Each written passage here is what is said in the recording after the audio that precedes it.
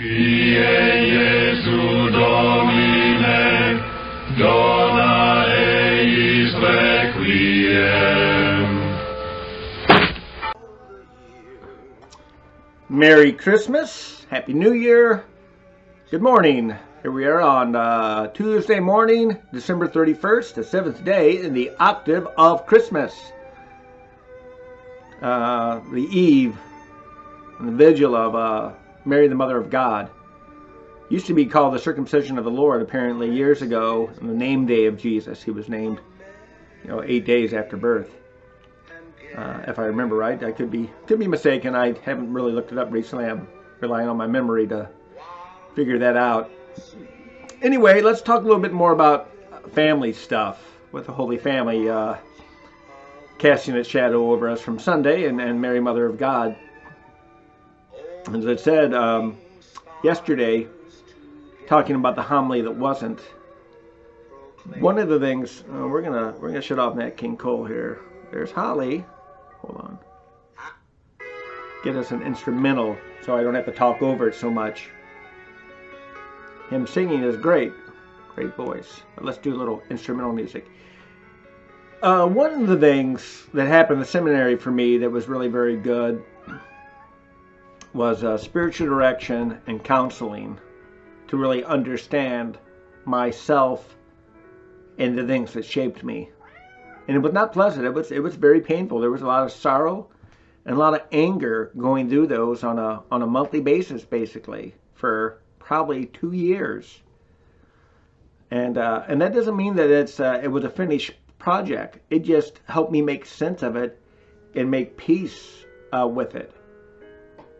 And then that was just the beginning of trying to reconcile things in the family, to understand my relationship with my parents, with mom and with dad in particular, to find a way to love them without being hurt or angry about their imperfections. We've all got them, but you got to work on them. I mean, that's one of the keys. Everybody just can't say we're all messed up and we just continue that way. That's how people become divided. Part of conversion is changing yourself spiritually, psychologically, emotionally. Should be physically too if you're trying to take care of your body. Holly's on the bed. Yes, good kitty. And that process went on for a few years. And of course, it continues on because you really have to pray and reflect to know yourself. That's the old Greek adage, right? Which is a good one. Know thyself. Know the things that shaped you. Know your fears. Know the things that excite you. Know the things that have saddened you over life. As you look back, and we're looking back at 2019 in this last decade, what can you say about it? The most significant thing for me in this last decade probably was closing the school at my last assignment and then being transferred out here to New Melly. One was very sad, and the other has been a very joyful occasion. I love my last assignment. The last assignment was a very good one. The closing of the school and the ending of a generation for that parish was a very sad thing. And they're still doing well, but there's the big worry when things change. What is our future going to be? And that happened in 2010. We tried to make it 2011 to celebrate 100 years with the parish, but it didn't work out because schools need kids to stay open. And that's one thing the neighborhood that we lived in did not possess a lot of, especially families that could afford Catholic education. So that was a very sad thing. And I had to do a lot of prayer on that and a lot of thinking, not to overly internalize it as a massive failure on my part. In fact, I'm very thankful that I did as well as I did. Not perfect by any degree. There were plenty of critics. I used to have a file of fan mail at that parish, just from a few select, very vocal individuals who like to write a lot about what Father Tom is doing wrong. And then I got sent out here, and this has been an excellent assignment. Love rural life. And I thank the Lord for the way it worked out, because I think returning to rural life has done more to heal some of the exhaustion of the trials on the last assignment. Again, we're not the people, that we're not the trials, of the circumstances we find ourselves in.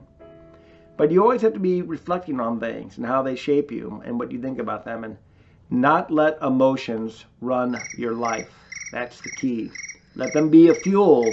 Do not let them be in the driver's seat. You will be more unhappy than happy if you let emotions run your life. Merry Christmas, Happy New Year's.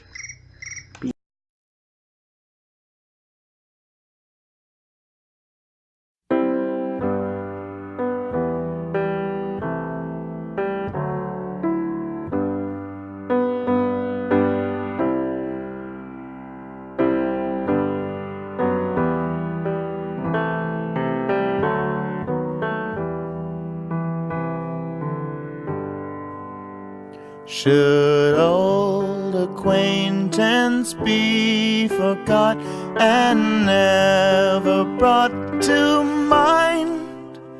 Should old acquaintance be forgot and days of old lang syne? For old lang syne, my dear, for old lang syne, we'll take a cup of kindness yet for old lang syne. And here's a hand, my trusty friend, and gives a hand, oh thine. We'll take a cup of kindness yet for old lang syne. For old lang syne, my dear, for old lang syne, we'll take a cup of kindness yet for old lang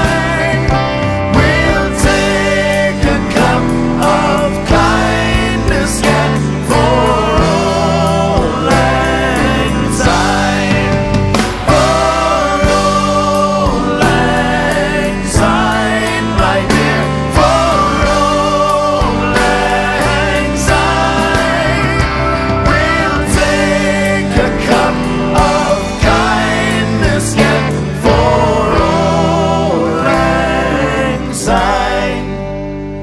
We'll take a cup of kindness yet for